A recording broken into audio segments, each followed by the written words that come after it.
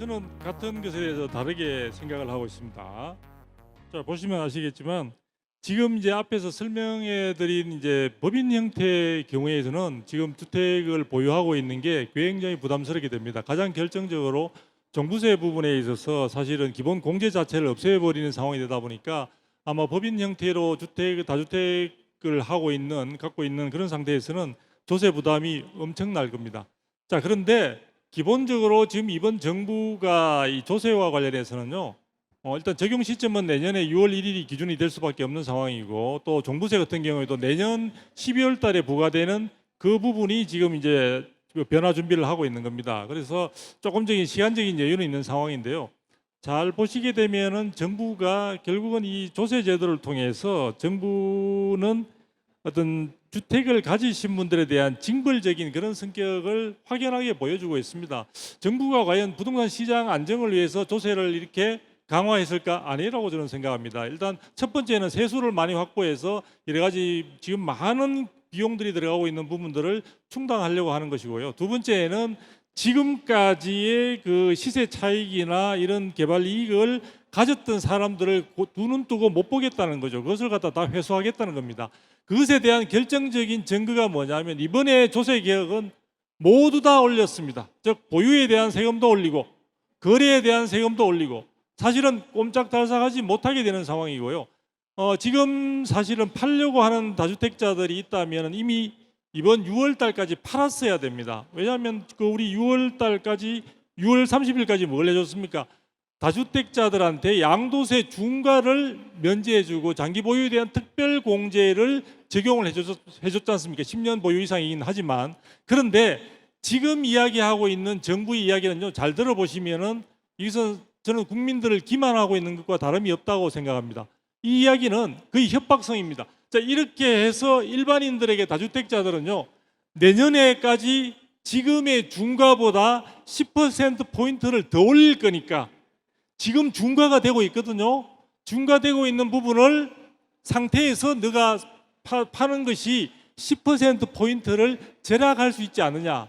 지금 서울의 경우에는 지금 투기과열지구 같은 경우는 어떻습니까? 2주택자의 경우는 양도 차익의 52%를 납부를 해야 되는 상황이고요. 3주택자는 62%인데 그것을 10%포인트를 더 올릴 건데 너 올리기 전에까지 팔아라. 지금 파시는 분은 제가 볼 때는 산수 계산을 잘 못하시는 분입니다. 그래 팔려면은 6월 말 이전에 파셨어야 되고요. 지금은 팔 타임을 놓쳤습니다. 자, 그러면은 당신 말대로 계속 갖고 있으면은 굉장히 힘들어지지 않느냐? 물론 힘들어지죠. 힘들어지는데 지금은 판다고 해서 양도 차익을 다 국가에다가 헌납을 하실 건지 아니면은 다른 쪽으로 조금 더 기다려 보실 건지를 결정을 하셔야 되는데 아마 6월 30일을 경과하면서 다 보유 쪽으로 마음을 굳히셨을 겁니다. 그리고 조세는 본래는 법률주의입니다. 그런데 지금 여권에서 이 다수당을 차지하고 있고 180석 가까이 돼 있으니까 마음대로 바꿀 수 있다고 지금 이제 하고 있는데요. 정권이 어디 영원합니까? 그리고 내년에 되면은 내년 4월부터 서울시장 선거와 부산시장 선거가 있고 내년에는 본격적인 대선 레이스로 접어들게 되는데요. 저는 뭐 여권의 개통의 분이 되든 안 되든 간에 전체적으로 현재와 같은 이런 징벌적 성격의 조세 제도를 그리고 보유세를 높이고 거래세를 낮춘다고 했던 문재인 정부의 초기의 어떤 기본 정책 기조가 이미 무너진 상태이기 때문에 이 부분을 계속해서 다음 정부가 누가 되더라도 끌고 가기는 대단히 힘들지 않을까. 그리고 이미 지금은 움직이는 것 자체가 생채기만 날 뿐 여러분들한테 저는 도움이 되지 않는다고 생각을 합니다.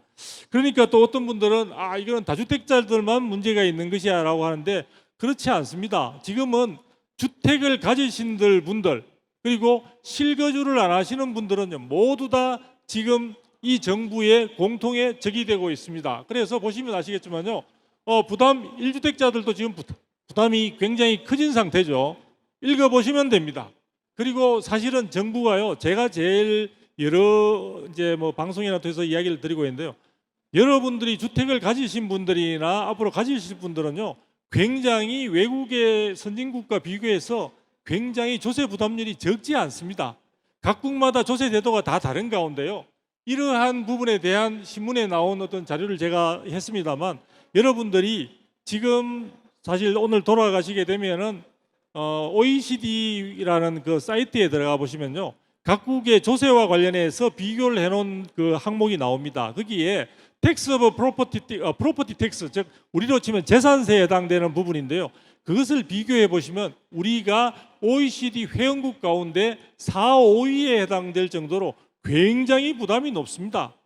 그래서 정부는 사실은 여러 가지 물론 GDP 대비 다 그렇게 하는 건데도 불구하고 이렇게 우리가 많지 않다는 식으로 현혹하면서 다주택자는 굉장히 이 사회가 지탄해야 될 그런 존재로 몰아가고 있고, 그것을 통해서 조세를 통해서 최대한 압박을 가하고 있는데, 저는 아까 제가 마지막에 말씀을 못 드렸는데요, 인내는 쓰지만 열매는 달다고 생각하고 있습니다. 이상입니다.